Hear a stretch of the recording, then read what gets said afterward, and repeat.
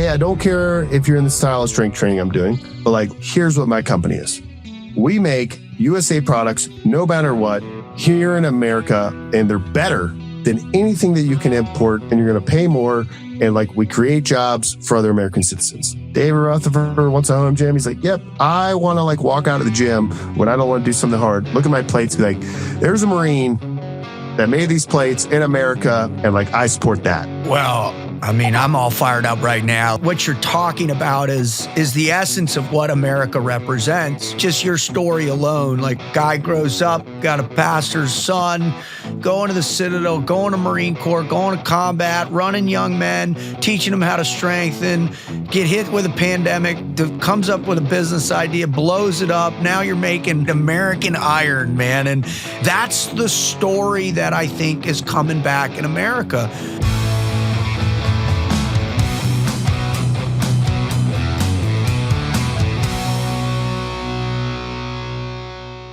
One of the things that I've learned in my life is that if you want to go to war, you got to have Marines. Now, there's a reason for this, and that reason dates all the way back to the late 1700s. And throughout every stage of the United States, our development, our prowess from a military stance, the one unit that has always been at the tip of the spear for that entire time is the Marine Corps. And, you know, there's a lot of people out there that'll say Rangers lead the way or SEALs are the tip of the spear, all that. It's all bull. The reality is that the Corps is the heartbeat of the military. They do the best training. They have the best committed human beings, and they're willing to go anywhere, anytime to get the job done, and always the dirtiest deeds. So today I am absolutely fired up to bring on one of Jordy's close friends, Major Grant Broggi, who is also the owner of the strength company, as well as the starting strength coach. And we've got him over in Okinawa right now, which is so cool. That's why it's an early morning for us right now. But we're so fired up to welcome Grant to the show. Grant, thanks for coming on, buddy.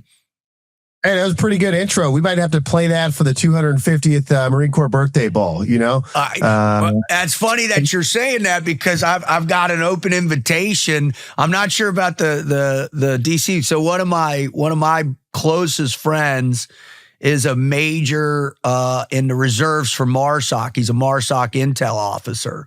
And he's nice. Amazing, phenomenal guy. I met him when we were at the agency together, and former recon guy, and now like when he was at the agency, he ended up getting his degree and then master's, and then he was like, oh, I think I'll go back in, and he went in as a naval intel officer, which was, for the very short period of time he did it, like the greatest thing that ever happened, because I just was like, you wanted to be Navy, you know, the whole thing. And then he couldn't handle it. And so he flipped and he became a Marine Corps officer, as he should be. But nothing but respect for you, Grant. Tell me a little bit about why the Marine Corps for you. What was it? When did it start? And because that's those, every time I get a chance to engage with a Marine, particular Marine officer, it's like, man, there's some deep correlation to the inspiration of why they chose the Corps. Yeah, no, I think it's interesting. Good question. I'm from Beaufort, South Carolina, where I grew up. So I grew up about 10 miles from Parris Island. My dad's a preacher, still is this day, Community Bible Church down there, you know, over 30 years.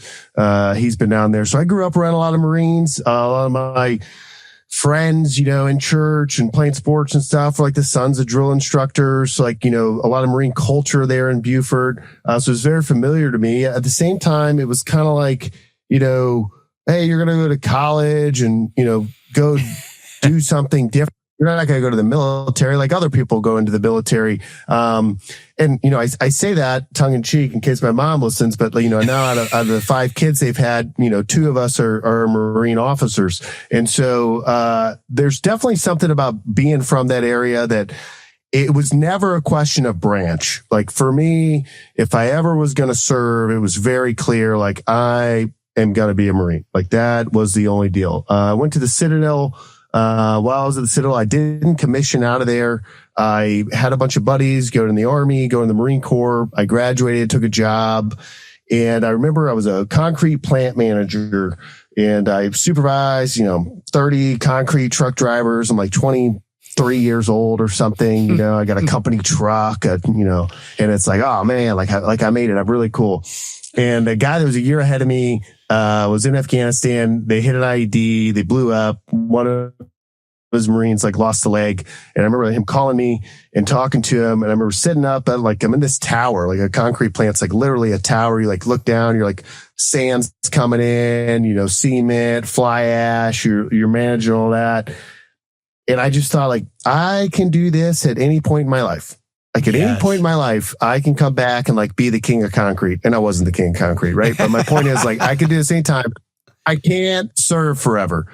And I walked in the recruiting office on actually September 11th, 2011. Oh, wow. And was like, I want to join. Yeah, I think that's part of, knew if I was going to join, I was going to be a Marine. And then I see it now as I lead 140 people and, see the difference in generations. It's a lot different. You start to be like, oh man, a 37-year-old is a lot different than an 18-year-old. But for me, it was 9/11, right? It's like, hey, I'm in algebra class and this thing happens and you should serve your country. And so I didn't know that at the time. I am joining because of 9/11, right? But now as look back and a little bit of age under my belt and you reflect, you're like, oh, I was a byproduct of being a teenager when this thing happened and, wanted to be a part of something bigger myself. And, being where I'm from, it had to be the Marine Corps. So here I am. Well, I tell you what, I love Beaufort, South Carolina. I'm a good buddy in the teams that got married there, and it's just, you're right. There is an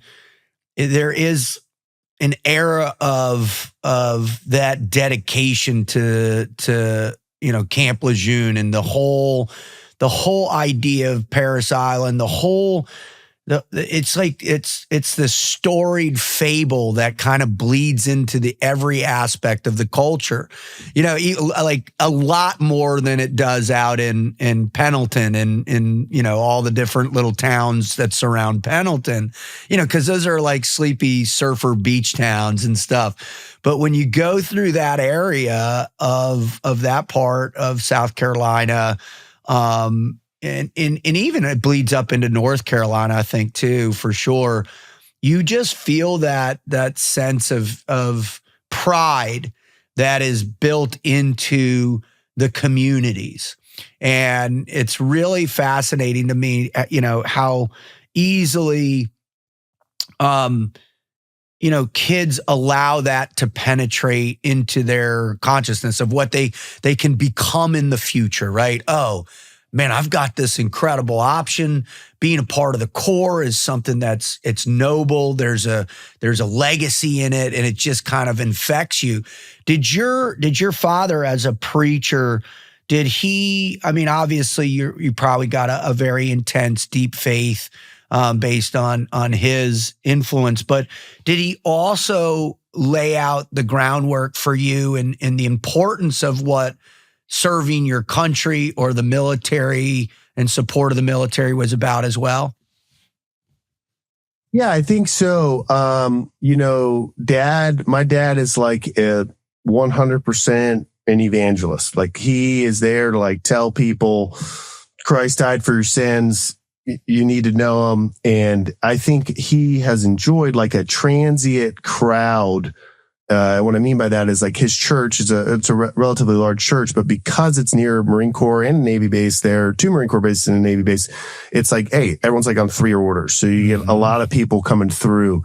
And I think my dad, never served. His dad was in the Navy. My grandfather was in the Navy, but he really developed an appreciation for people that just constantly will answer the call. And I think sometimes, we watch the movies and you do SEAL stuff or whatever, and you think there's like this super cool high speed stuff that happens, but the service and the sacrifice of like Americans that say, hey, in my life, I'm going to do 20 years, whatever it is. I'm in the reserves, so it's a little bit different, but like for your average guy that's active duty, and it's like every 3 years, I'm going to stuff my wife and kids like into a car, move them across the country. They're not going to know anybody. I'm going to bring them to a new place and, a complete new environment, new high schools for kids, like new all these things.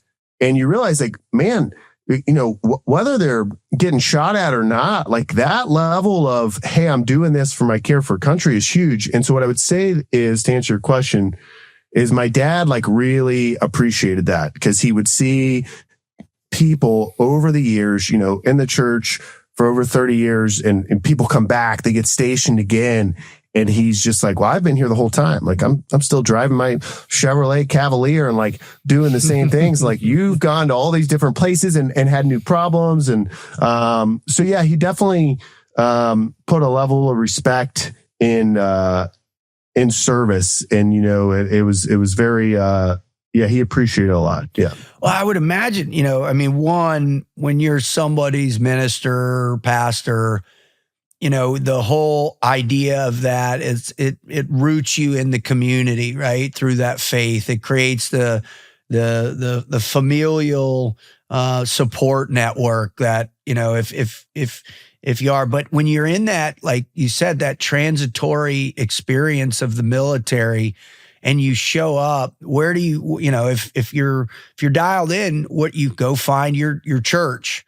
And to have that person there, like your father, who understood that complexity, that challenge, in particular for the kids and the wives. I think for us, it's I had somebody articulate this to me, yesterday.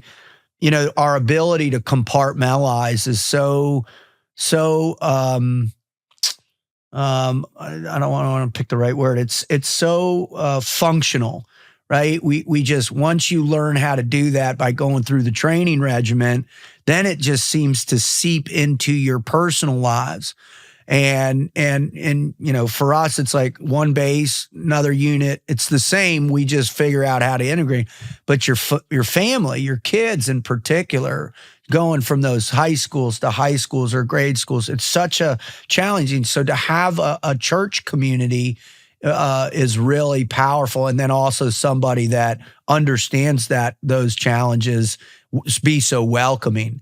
I bet, did you guys have, was it a type of church where you'd put on the potluck dinners and you'd have the fundraisers and all that? Was it like that growing up?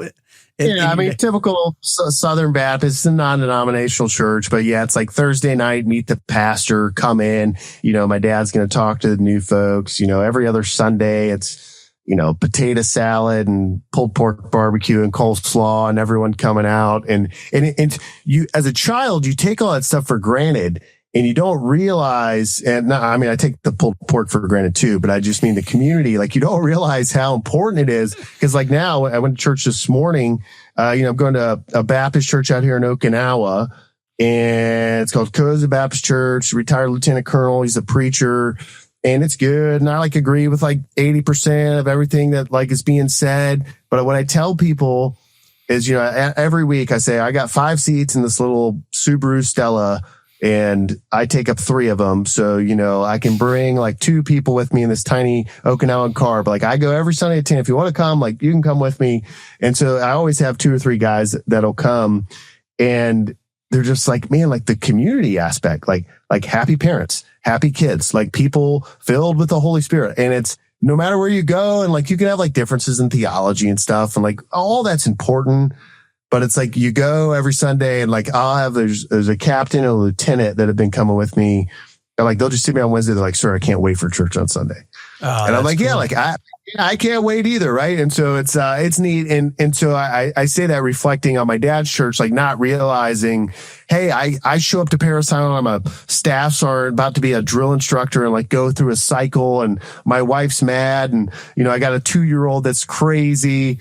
And it's like, I don't really know what to do. Like the house is great. You know what I should do? I should just like take everyone to church and like, we're going to eat barbecue and someone's going to like read a Bible verse and I'm going to feel better. And like, that is like the thing that I have control of. And so, yeah, no, I've, this deployment in particular, and obviously over my life as I've gotten older and gotten married and had a kid, I've really been like, wow, my dad's ministry there's been powerful and to the core. I mean, I went up to the preacher the first Sunday I was here before I went on the float. I was like, I'm about to leave for like 4 months, but I'll be back. I was like, my dad's this guy. He's like, Marines have come to this church from your dad's church for 15 years. Wow. And I was like, oh, that's cool, right? It's like a culture inside of a culture. So kind of exciting. That's really cool. And, so, one of the interesting things is, I think as you go in and especially you go in as an officer, and I had a good friend, Hugh Middleton, that went to the Citadel, and he was a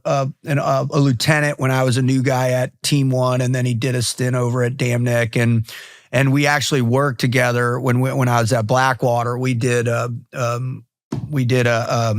ran a kind of like a FID mission through Azerbaijan, and we retrofitted their base, but I got to know Hugh pretty good during then. And he talked about the Citadel and, where the Citadel is, the history of the Citadel, that there's more of that legacy that's built in if you graduate from that institution. Can you tell the listeners a little bit about what the Citadel is, what kind of, education you get there, and then how also it's part of that community as well, too?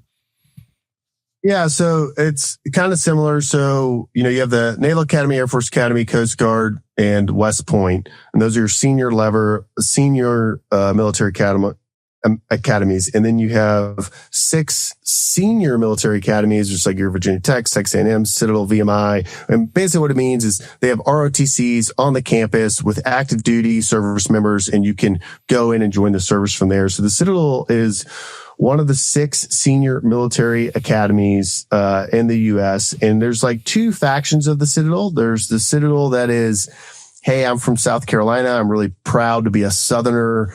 My daddy went here he became a lawyer in Charleston, and he wears the ring, and Pat Conroy wears the ring, and I want to wear the ring, and I'm going to get hired over here because I went to the Citadel. And I love that side, right? Like I do. And that's the whole side that a lot of my buddies went into. And there's another side, which is like really interesting to me, where it's people that are looking for a senior military academy. Like maybe they didn't get into West Point, maybe they didn't get into Naval Academy, or maybe they didn't want to, because the Citadel's history itself is like really cool. Like Star of the West, 1961, January 6th, Citadel cadets started the Civil War. Like forget whether it's like wrong, right, that whole thing. It's just like, hey, the history here is profound of people in service for their country, and maybe more local, right? But it's like for their country. And so the service history there is cool.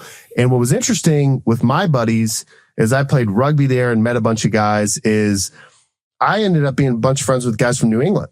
Wow. And they came down to this like school that was a part of secession, but it was a respected senior military college. And so you have like one side of the Citadel that's like, hey, Southern heritage. I went here.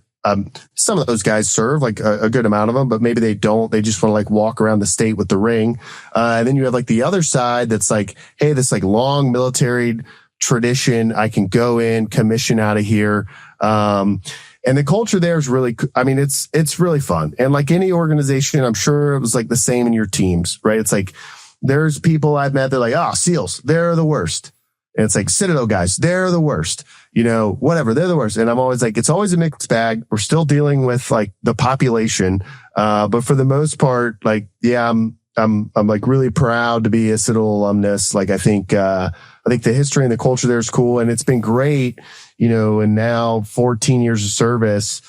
It's, even if it's a Marine officer or a guy that like, I don't think is like as good or think he should do things different. It's like, you got like common ground, like, hey brother, like we both did that. And it's really cool right now. I'm the battery commander in a battalion landing team, and the operations officer, as a Citadel grad. He was a year or two behind me. And it's like common ground, like already, right? The same thing like talking to you. Never talked to you before, but I'm like service guy. You make a joke about E5s in the pre-show. And I'm like, yeah, guy gets it. And so it's like, you just get down, but yeah, Citadel, good spot. Go Dogs. Not a good football team, but go Dogs.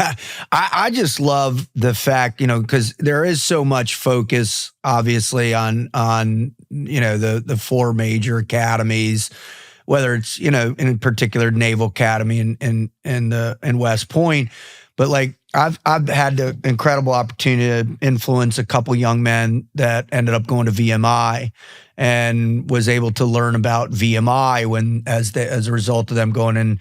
I think what a lot of young people, in particular young men right now, is, you can go to these institutions and get a dose of the ROTC or NROTC programs, get that discipline, and then, choose whether or not you want to go serve or not.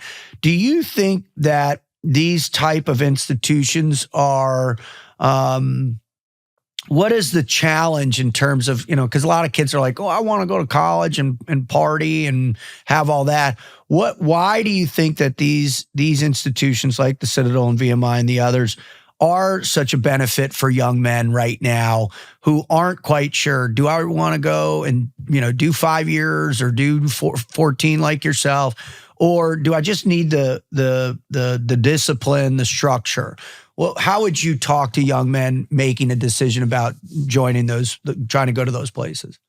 Yeah, no, it's an interesting way to put it, and I think the current generation of guys turning 18, it's just there's a lot shifting. And I thought at one point it was maybe shifting in a weird way, and then now I see guys, and it seems like maybe like shifting back. I think the interesting thing about military colleges is it's generally, like young men that believe in higher education, which is good, but they're like, hey, I don't just want to go and like party at a frat house.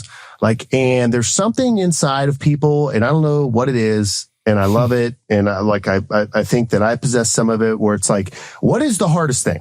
Like, what's the hardest thing that the average guy won't do? And just because the average guy doesn't want to do it, I want to do it. I don't even know what it is, but most people won't do it, so I want to do it.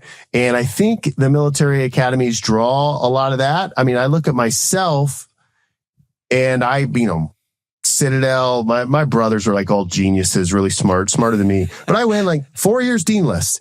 And I look at my college and I think, if I was not in the Citadel, where it was like, you will go back to your room at 1900 and you will study until 2100, and someone will come in every hour to make sure that you're studying, and you will be on campus from Monday to Thursday, except if you have this GPA. Then on Wednesdays, you're allowed to leave after 1400, but you have to be back by 2000. And on the weekends, if the football team wins, you can spend the night out on Saturday, or if you have a 4.0, there's all these rules. Yeah. For me, it was perfect. It was like, this is exactly what I need. But in general, I think for young guys, it's, hey, yeah, you can go. And I my brothers went to the University of South Carolina. I'm a Gamecock fan. I got a nephew at the University of Georgia, and I'm super proud of him. He's in a good Christian fraternity. And so there's a lot of stuff you can do, but I think there's something of, hey, yeah, anyone can go and get drunk at some local town and skip a bunch of classes and get D's and end up with a degree and be like, yeah, I went to wherever. And at the military colleges, is it the hardest thing in the world? No. Are you going to face many more hard things? Absolutely. But there's something of at that age that I respect in folks that says, you know what? I don't want to do the common path. I don't want to do the normal, easy route. And is the Citadel as hard as doing something else? Of course not, right? It's not crazy. But it's you're setting yourself apart a little bit, and you're like, hey, I'm not going to do just what every kid wants to do. And I think that's it. I think, that's kind of the thing, that if you even have a modicum of ambition, right? And or that little bit of entrepreneurial spirit or the adventure or wanderlust in you. I think a lot of kids think that those types of places stifle that. And I think the inverse is true. I think it gives you a framework to then you can actually really go out in the world and have a structure that you can apply in, if it's the military and you get that adventure, or it's, starting your own business or whatever it is, it gives you the structure and the confidence. That for me is what I really seen about guys coming out. Like my first platoon, AOIC,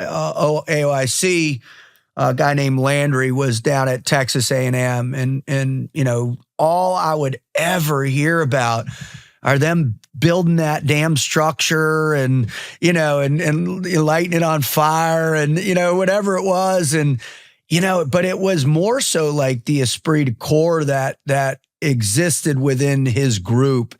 And can you talk a little bit about that culture, that connection to guys in terms of pushing yourself, how that works, and then how that kind of peer, it's not, what is it? It's like a peer influence, a positive peer influence to stay within those boundaries because they lead to a good place.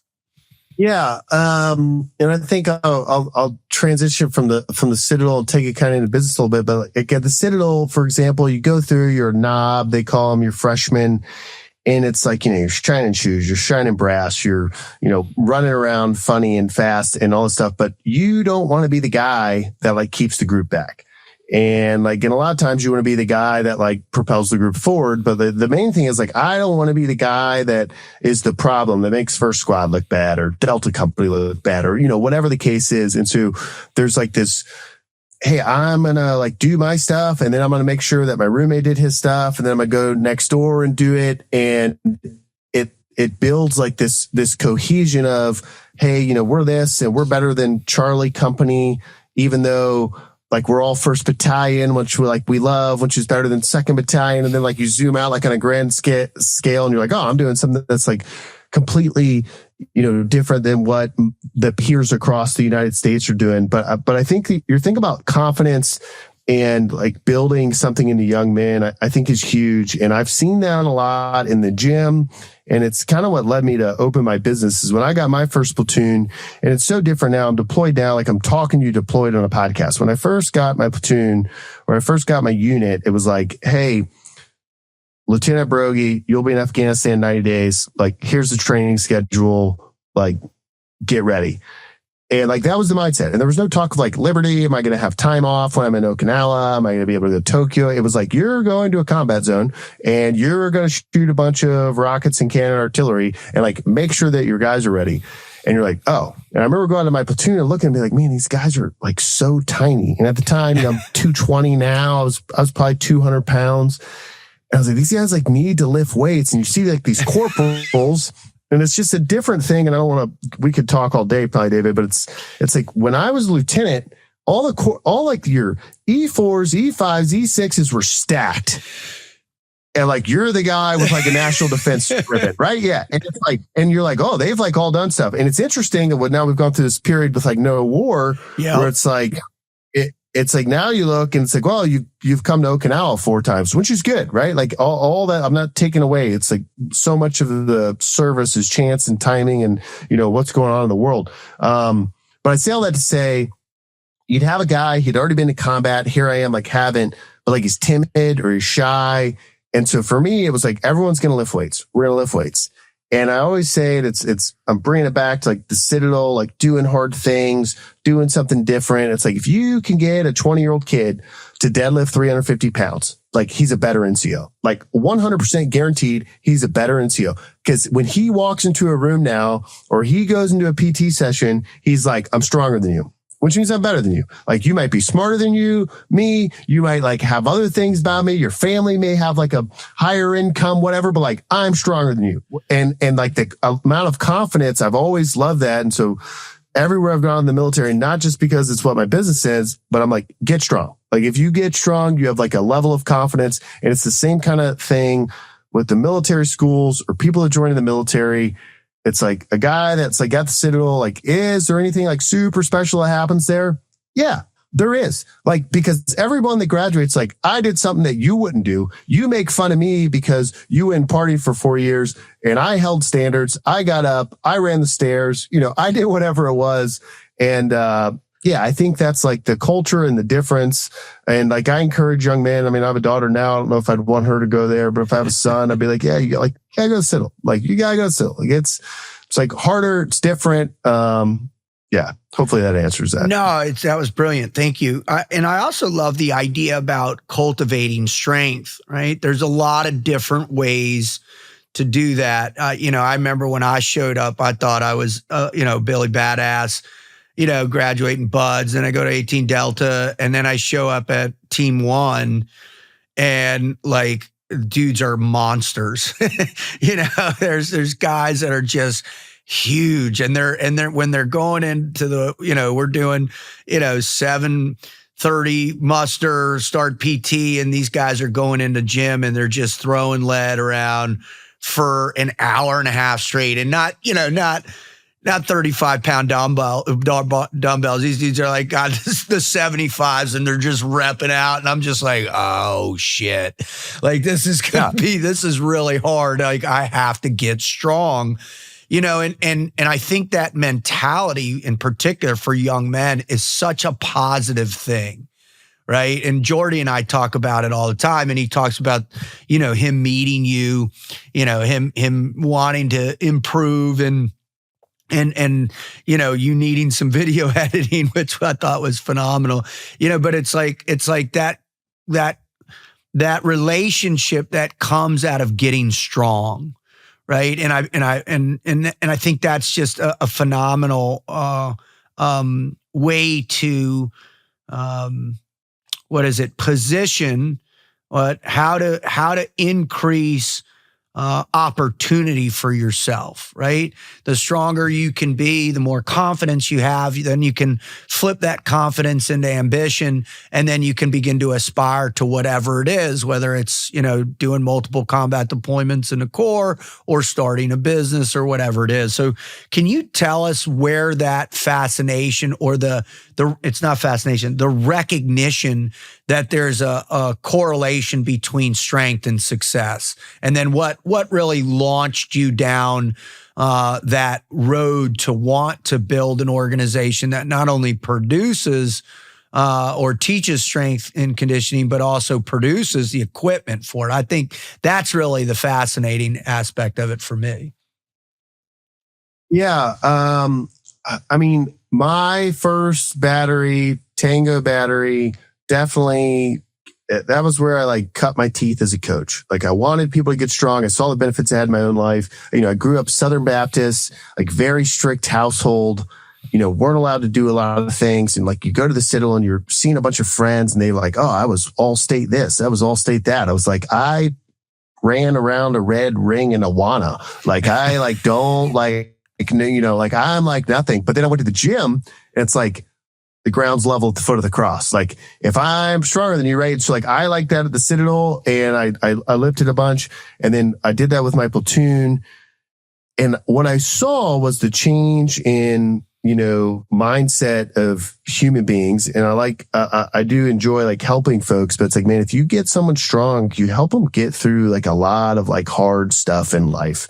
Like, if there's nothing I like better. Like, you bring someone in, teach them how to deadlift. They're adding 5 pounds each workout. They're doing fine. It's like a 180-pound guy. He goes deadlift 240. He gets the first set of 5. He comes in 2 days later. It's 245. It's not heavy. Like, you're still like working form technique. He's been training 3 weeks. He goes to pull up, but it's the first time there's like some real resistance to where he thinks like, oh, I don't know. And he like, let's go. It's like, I can't. And I hate to do this, but it's the reality. You just yell at the guy. You just freaking scream at him. And you're like, don't be a P-U-S-S-Y. Grab the ball, pop your shins into the ball, push the floor away. And all of a sudden he's got one out and you're like, don't stop. Do the second one. Don't be a whatever. Yeah. And like, you just like berate him. And then he gets through a set of 5. And they finish and they let go and they look at you. And it's this look of like, I never thought I could do that. Yeah. And I'm like looking back at them like, you have no idea. You're going to deadlift 315 for 5. Like you're just getting started. And there's like a breakthrough. So I say all that to say, I really like the way that it affected people. And then I kind of started my gym on accident. I had the coaching starting strength credential. I was still in the Marine Corps. I didn't know if I was going to get in or out. And I was coaching another guy. We actually opened the business with a partner, and I didn't mean to, but I was coaching him, but I didn't realize I was coaching him for him to get his credential. And he's like, I'm going to open a gym. Will you open it with me? And I was like, I'm a Marine. I'm about to go to the Republic of Georgia for 3 months. Like, I can't open a business. And he's like, okay, cool. I'm going to open it anyway. I was like, well, I'm not going to be left out. And so I was like, oh, no, yeah, we'll be partners. So I opened the business. That was a huge learning experience. After like 6 months, I bought him. I was like, I want the whole thing. And anyway, I wanted to develop like what I see in Marines that have like already gotten through this barrier of, hey, I want to sign up for the Marine Corps. And then like, we get a coach them in strength. Like human beings must want this. And so that's why I started the gym. And then the gym was tough. It was really tough at first because you like can't just put a sign up and charge money and expect to be successful. And like, I thought like I have this product that I know is really effective. Like I'll just be rich. And it's like, no, Grant, you won't be rich. Like you have to like market to people, and like you can't yell at 70-year-old women. Actually, like most people like to be yelled at in the gym setting, but I like, it was like a crash course, and I'm like still active duty. I'm like, man, this is like hard. And then there's the whole thing is where I'm like, everyone should deadlift 500 pounds. And then I'm like, maybe David Rutherford, like if we just like keep him deadlifting 400, it's okay. Yeah. Right. And like keep him happy. Not like getting injured, and he doesn't have to eat a bunch of cottage cheese and drink a bunch of milk. And so it was a crash course for me. But the intent was teach people, that doing hard things, like one, if you increase your physical strength, you will live longer, hands down. Physical strength adaptation, if you get stronger, all aspects of physical fitness improve. And, everyone should get stronger. And like, it was like, hey, I'm not trying to make, people always ask me like, yo, you own a powerlifting gym. I'm like, nothing from the sort. Like, no, like I own a gym where guys that work behind computers realize they're getting older and like want to impact their kids, need to get stronger. And they've never, like, they weren't on team one. Like they don't know how to lift. They've never seen guys throw 75s around. They have no idea what to do in the gym. And I want to bring them in, make them feel comfortable, like teach them how to get strong. And then the reason they stay customers is because they see, the change in their life. And I can get into the making a business stuff, but I feel like you probably have some thoughts after all that. Yeah. I think, it's interesting, you're in the midst of this other career and, being an officer in any branch of the service is intense because, anytime you're responsible for other human beings, in particular, other younger human beings trying to figure things out, in particular, other younger Marines, I would imagine that's always stressful. The younger Marines that I used to hang out with were always taxing their officers. Nothing's changed there. Nothing has changed. I'm sure. So, but to use the vehicle of something that's innate, I think in the organization itself, like, I think for me, it's always, being a part of CORE, there's a necessity built in for strength. And so to be able to teach them to do it the right way, and then all of a sudden to discover that, oh, this is something that I would want to do with civilians. As your active duty, I'll tell you what, when I was active duty, I freaking hated civilians. I didn't want to talk to them. I couldn't take them. They drove me nuts, much less even wanting to, work with them to develop any strength. I didn't even consider working with, civilians, adults until, much, much later in what I do for, in terms of coach and motivational coaching. But, I think starting that business, what did it teach you about yourself in terms of how much could you stretch yourself? How much, because it's about time commitment and time allocation and the frustrations. Any business you start requires literally, I mean, you have to think about it around the clock. And that's what I think a lot of people don't get when they go into entrepreneurs. They think they've got a cool idea, and like you said, you're just going to throw up a sign and the gates are going to flood, but that's not how it does. How'd you manage all that at the same time? Yeah, that was, so I got my starting strength coaching credential, and I had a 1-car garage there in California, and I'd been coaching a bunch of Marines. And so starting strength had like a coach's directory, and there's like a pen on a map to show where you were. And so I, said, hey, I'm $100 for 60 minutes. And starting strength is like if someone wants it, like they want it, right? If most people don't know what it is, but if they know what it is, they know it works and they want it. And so I think it was $100 an hour. And I remember every Saturday I had like a Calendly link or some crap. And like every Saturday I'd coach for like 8 hours. It'd be like 7 a.m. Like some stranger from Las Vegas would like drive to California because I was starting to coach him. Next guy. And I remember talking to another coach, and his name's Andy Baker, his strength coach. He's on like pretty popular on X and stuff. And I remember complaining to him, and he was like, oh, well, what if you doubled your price? And I was like, well, what do you mean? He's like, well, you're complaining that you never have a Saturday off, but like, what if your price was doubled? Like if you made $1,600 instead of $800 on that Saturday, like, would you be happy? I was like, oh yeah, that'd be great. He's like, well, then just double your price. And if you like lose some clients, like it'll be fine because like you'll make up for it. I was like, okay. So I doubled the price, and like I was still booked out. I was like, this is incredible. Like I'm going to be the man. Yeah. And then I was like, well, what? I had 8 racks at once, and I just like ran around the room and like Coach David squad and then Coach Doherty's squad. And then I went over here to this guy. I'm like, then I'd be like the richest guy ever. Like, what a great idea.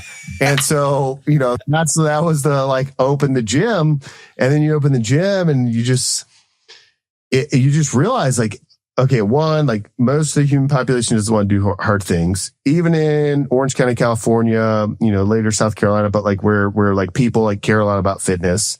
It's like, it gets hard. Every time they come in, it gets harder. It takes a long time. Like strength training isn't free. There's no like, hey, 6 weeks to 6 abs. It's like, no, you come in here and like commit your life for 90 minutes, 3 times a week. And oh, by the way, everything you do outside the gym is going to affect your performance, and you have to do those things. And so I was like struggling with this identity of, hey, I could make this easier and I might have more clients. But the thing that I believe in is that it needs to be hard and difficult. And like, those are the people that I actually want to teach.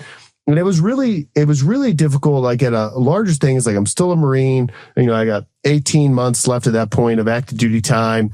And so like every moment that I'm not working, marining, I'm like in this gym, and I just immediately, like every business I'd ever walked into, and I think I'll never walk into a business ever again my entire life until I die and like think about it the same, right? It's like when you walk in and like the bathroom's clean, the trash can's empty, like the person up front is friendly, and like it's not the owner. And you just like start to realize like, wow, like it's really difficult to like build this organization or this thing that like values everything that I want, even when I'm not, in there. And so it was good though, in the sense that being a Marine made me hire people immediately, made me like delegate immediately.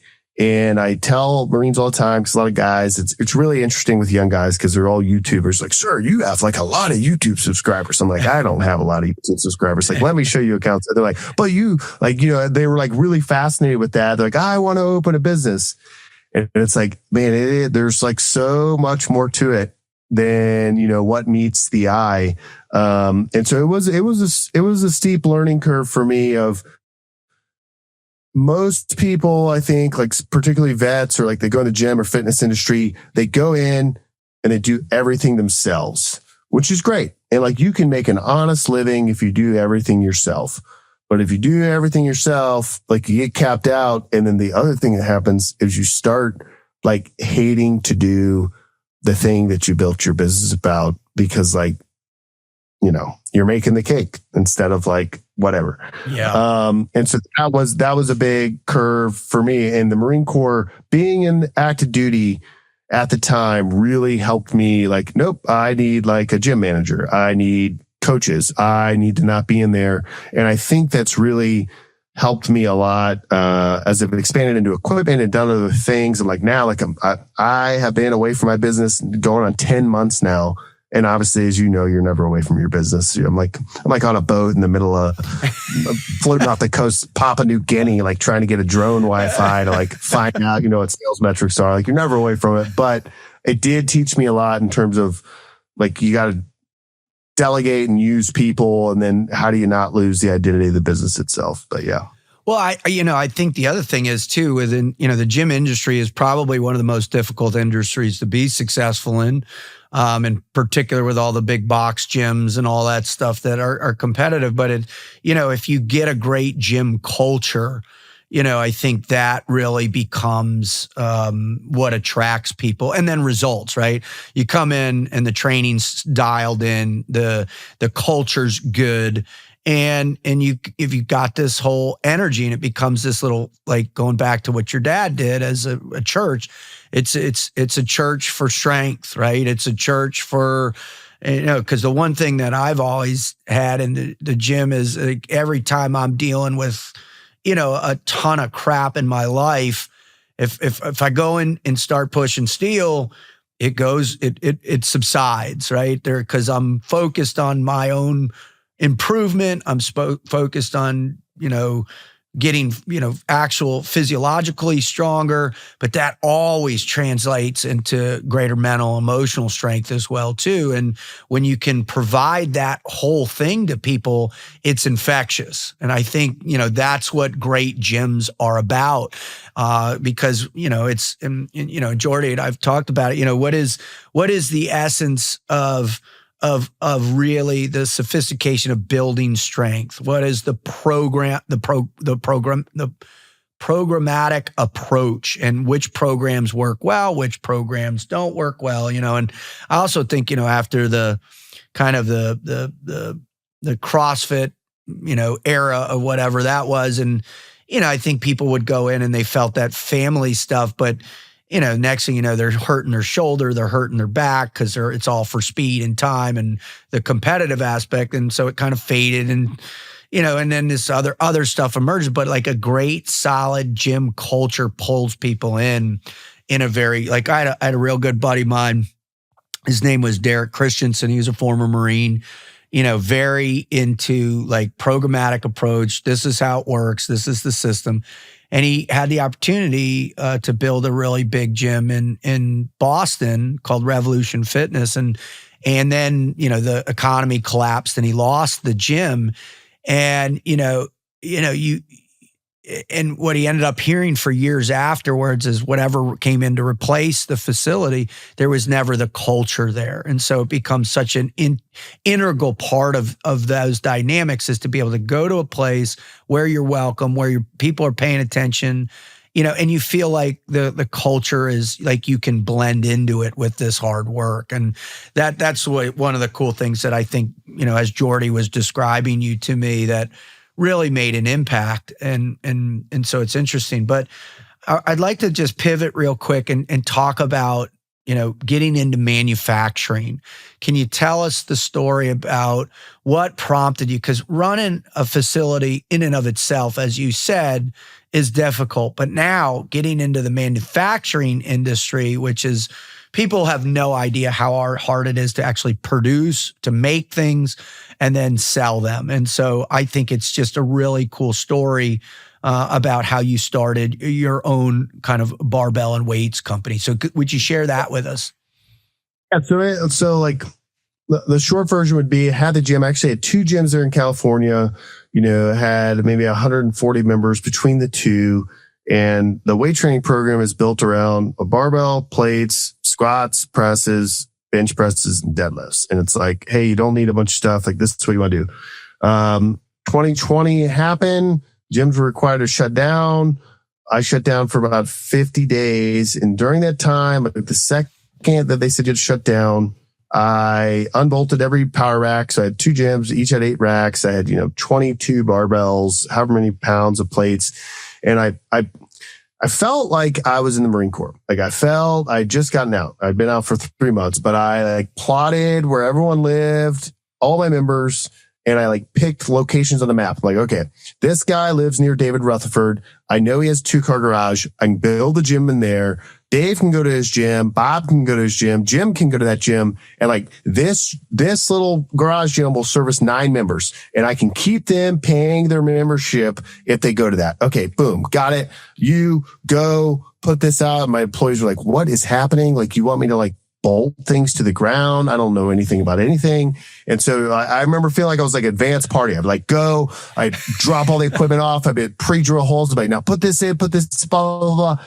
And so like we start setting this stuff up, and it was great. Like it was working really well. 2020, you know, as weird as it was, there was like a common sense of like people wanting to help out. And it's like all my members were like really fired up. They knew I just like active duty. So they're all paying. And like we got all these micro gyms set up. We set up like, I don't know, like 45 gyms or something. Wow. And then out of my stuff, I'm like, I got nothing left.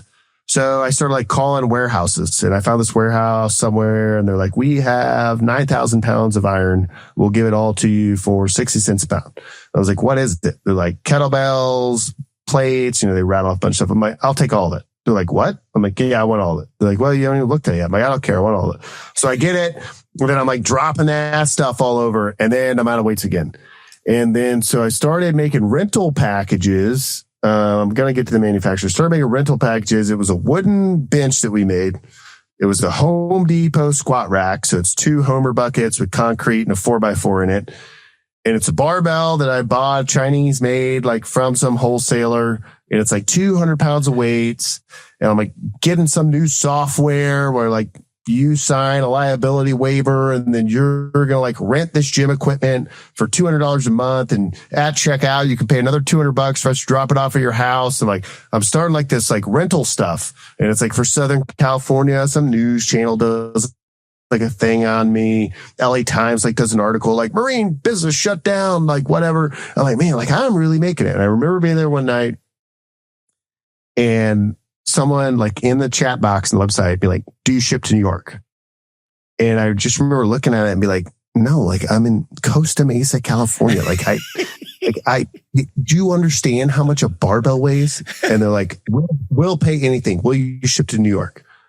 And I remember it's like midnight. I'm like in my house. I haven't like slept in days. I'm like, what item are you looking at? They're like 45s, any number of 45s. Will you ship to New York?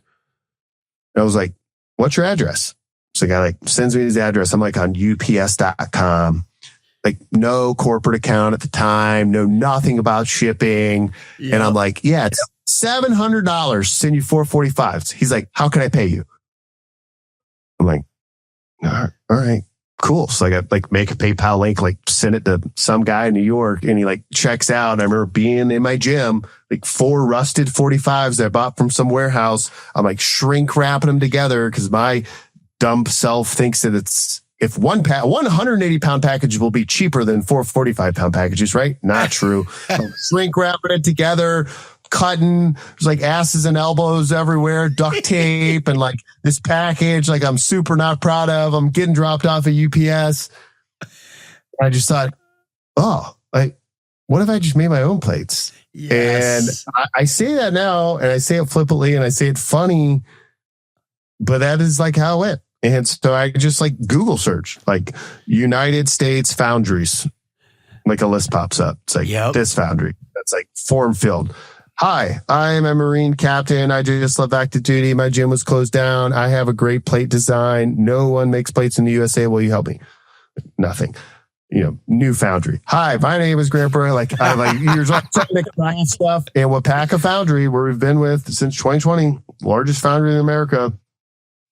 But Kevin Rowe, great friend of mine now. Like, would have never thought. Like, I'd be like, yep, that guy like changed the trajectory of my life. Like, hey, Grant, can you send over your like AutoCAD design? And I'm like, AutoCAD? Like, I know exactly how a plate should be made because I'm a lifter and no one makes these in America. Like, I don't know AutoCAD. So like, what do? Call a Marine. Hey, you're like an engineer, right? Yeah. Do you have AutoCAD? Yeah, I have like the student one. It's going to have a watermark on it. Here, let me tell you everything about a plate.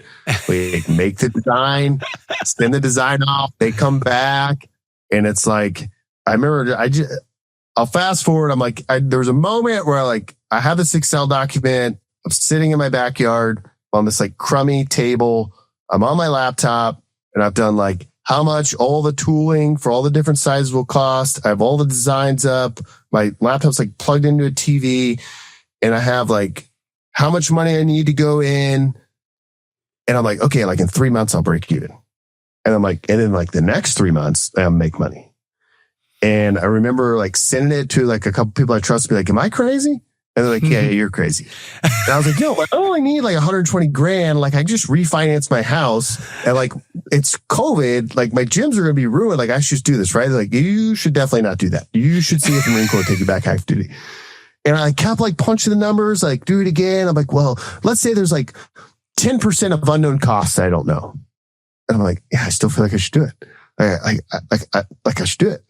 And I don't know. I just like pulled the trigger and got into it. And that has been like a wild 5 years. But it's been great. Dude, those are the COVID stories I love more than anything. I mean, those, and there were so many of them that emerged out of the fitness industry that people were like, no, you're not going to tell me I'm shutting down because health is actually what's going to get people through this thing. This is bullshit. This is ridiculous. But for you to actually go start cold calling foundries, that is my favorite part of the whole thing, man. Like that's like 1970s shit right there. Like, oh, I'm going to figure it out.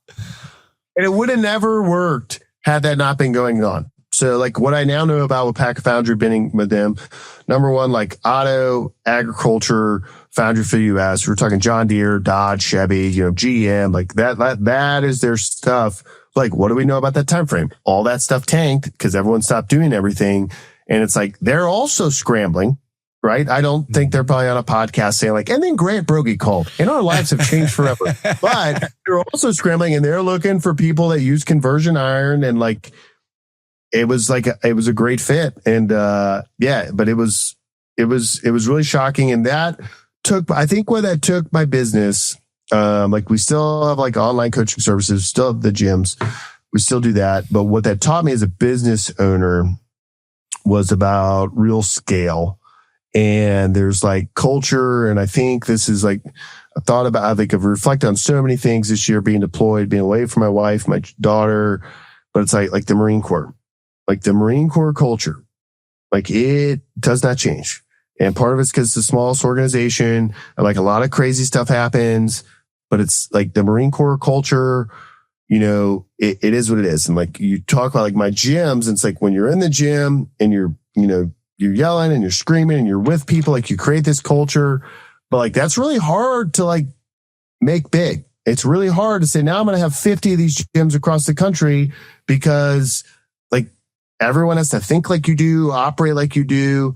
And what I've really enjoyed about the plate business and the barbells and the equipment that we make is hey, I don't care if you're in the style of strength training I'm doing. Maybe you're into powerlifting. Maybe you're into CrossFit. Maybe you're into whatever. But like, here's what my company is. We make USA products, no matter what, here in America, and they're better than anything that you can import, and you're going to pay more. And like, we create jobs for other American citizens. And like, if you don't want that, like, can you find cheaper plates from China? Sure. Yes. 100%. Go get them.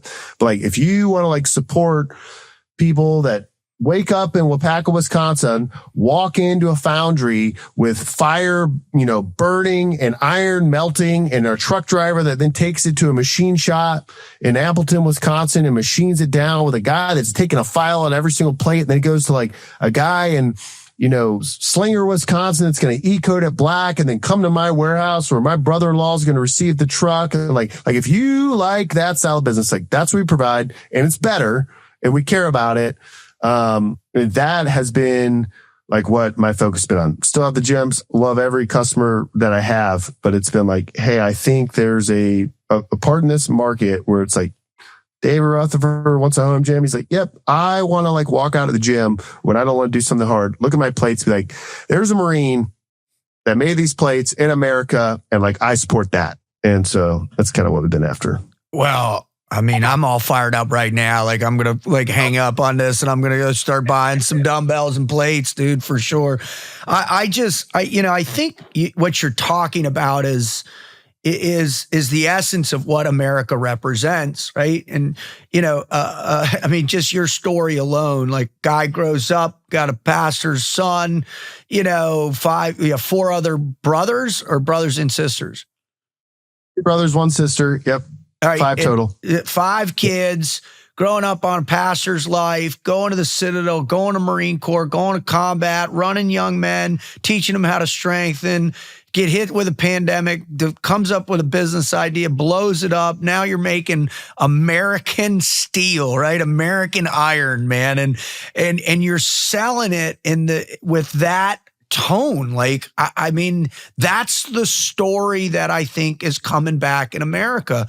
And what I'm curious, and this is something that, because you're still in it, right? You're still in where I believe the heartbeat of America lies, and that's in military service, right? And that's what all the other stories kind of bleed out from, right? They come from this focused commitment of problem solving and unity and mindset and culture.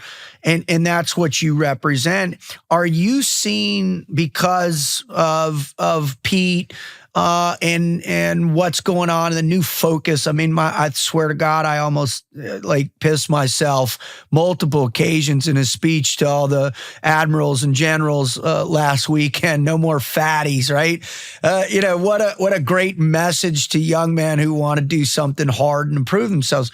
Are you seeing that shift or change with new guys coming in, and then also, are you seeing a shift and a change within your business and people wanting to get strong, people kind of gravitating towards both those ideals? Are you seeing that up close and personal? Yeah, I think what I'd say in the Select Marine Corps Reserve now, activated currently, I think there was a time there, it's probably like 2018 to 2022 or 3, where like all the folks that I came in under that were retired were like, what's going on with this woke BS? Is it terrible? Like, it must be awful. And I'm very proud to be a Marine. I do think it's the best. But I'm not actually blowing smoke. But what I would tell people is, I was like, I don't see like what you're concerned with. Like, you are concerned that men are putting on dresses and formations or like wearing furry costumes. And like, I don't see that. Like, I see the same Marines that make the same dumb jokes, that like still watch Terminal Lance, like drink white monsters, to have way too much nicotine. Like, here's the changes I've seen. When I came in, you dipped Copenhagen and you drank coffee. And then at some point it was like, oh, you do monsters and you dip Copenhagen. And like, you don't really care about coffee. And then now it's like, hey, you still drink monsters, but you only do Zen. And like, no one dips. And like, if anyone smokes, everyone thinks it's crazy, right? It's like those are the shifts that I see. Like, I'm not like the people are the same. I say that all to say there is something happening that I think the preponderance of the force likes. And I've watched the internet melt down over the past week after Secretary of Defense /War, Secretary of War's speech. In the Marine Corps, it changed nothing. Guess what? We already have 2 physical fitness tests a year, and one of them is combat related. Guess what? We already have to get body weight tested 2 times a year, and the body weight doesn't change. Like, even in the document about reservists, which I am, like, nothing changed. Like, zero things changed for us. And so the Marine Corps, it's just like, oh, yeah, cool. Like, the guy at the top, like, thinks the thing that I have to do. That's awesome. And also on that, I was making the joke this week. I'm like, only in the Marine Corps does the government shut down and all of us dumbasses wake up at 5 a.m. and show up to a formation green on green with a globe out at 5:30 in the morning, knowing we're not going to get paid, and just be like, oh yeah, And then someone's like, the government shut down. It's like, well, I still have to be here, right? And some staff sergeant's like, yep, you still have to be here. It's like, oh, okay, good to go. And like, you just PT, like continue to work. So, but I do think there is somewhat of a change in the type, like the younger formation, like appreciates the change, and they appreciate that the standard that they have to do is being upheld. And yeah, I think it's going to be really interesting. Like, and I got to be a little careful as I'm still in it. I think that he did a good job in like, telling the force, like, hey, like you need to be lethal. You need to be all these things. I've said in jokes a couple times this week. I'm like, hey, what I've seen in 14 years, I can only imagine what General for 38 years has seen. Like, I'm actually okay if he's at 18% body fat, because like I need his brain on his body, right? So, but like that's not the point he was making. Was well said, but yeah, I think it's exciting times ahead for the forces, and it's like the commercial that I saw as a kid. Maybe it impacted you, David. It's like the waves on the beach and the seals, right? And it's like those things like matter, and like that speech, like there's been so much talk about it. And there's been a lot of talk in the formation in general. You get up as like a major, and you get in front of a formation. And it's like when Iran was papping off and there was a minute there, we're like at sea, and I'm like, oh man, like we're going to the Fifth Fleet. Like we're going in, like this is it. Like we're doing the thing. And like you get the Marines somewhere and like you go to talk to them, like, all right, guys, like who's tracking Iran? Mm-hmm. And they just like look at you blank stares, and you're like, all right, like, and so you're like, you try to tell them, right? And that's part of like being an officer. But I will say, Charlie Kirk got killed. I got in front of the formation, and I'm like, hey, today's 9/11. I am in front of you today because 9/11 occurred. Like that's why I'm standing here as a Marine major, and I didn't know it at the time. That's why I'm here. It was like something happened yesterday that was super strange and out of the ordinary. Are you guys like aware? The formation wouldn't shut up. Like they had all the opinions. Like they were like, I can't believe, and it was like, so there's something happening in like young men. They're like thinking in a way that I've seen a change from the last like 5 to 10 years. They're thinking about like the world. They're thinking about what they should do. They're thinking like, hey, I should have a family. Like I should have a wife. I should have a kid. And, I think like where the Secretary of War, like I think he's like going really hard to like make a point of like, this is what we're here to do. And yeah, I think it's exciting. It's exciting. Well, I can't, I mean, I was in that transition period. I went in 95. We were the least funded we had ever been in. I don't even know how long. I mean, we were beg, barring, and stealing just to conduct, basic IAD drills out at Nyland, California. And then, 9/11 happened, everything changed. And, my last deployment with the agency was in, the fall of 2011 in Pakistan. And then I got out and then had my friends keep going, and the transition kind of began at that, right when you came in and you were at the end of the GWAT, and now you're in this next phase.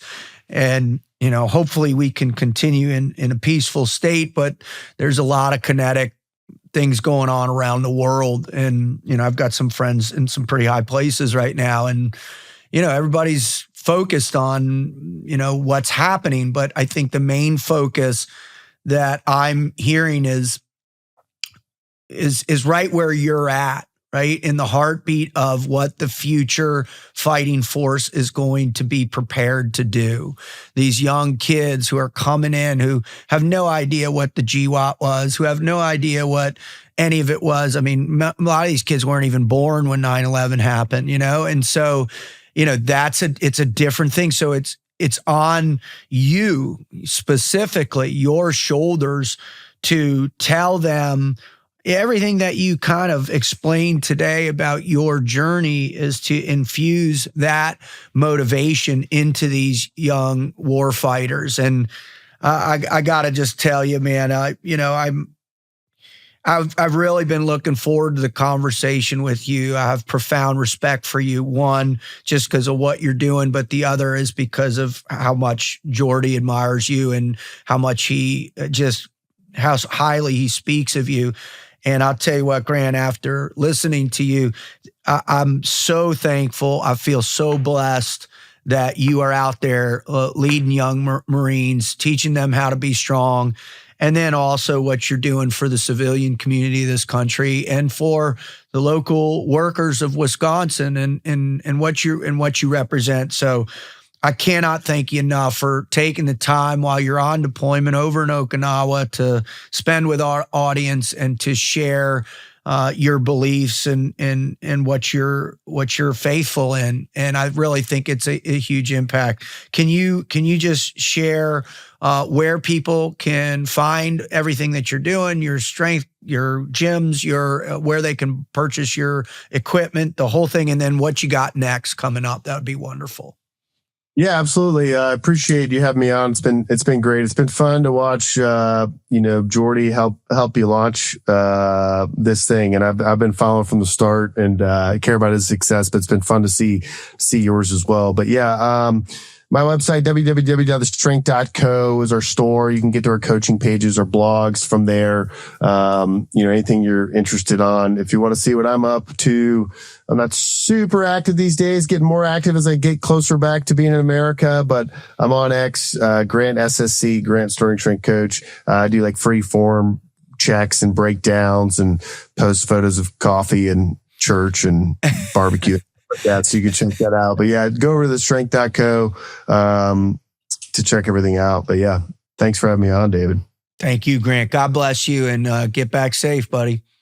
Yeah, man. Couple more months and Thanksgiving. It's gonna have a whole new meaning this year. Looking forward to seeing my daughter. Oh, amen to that. Amen to that.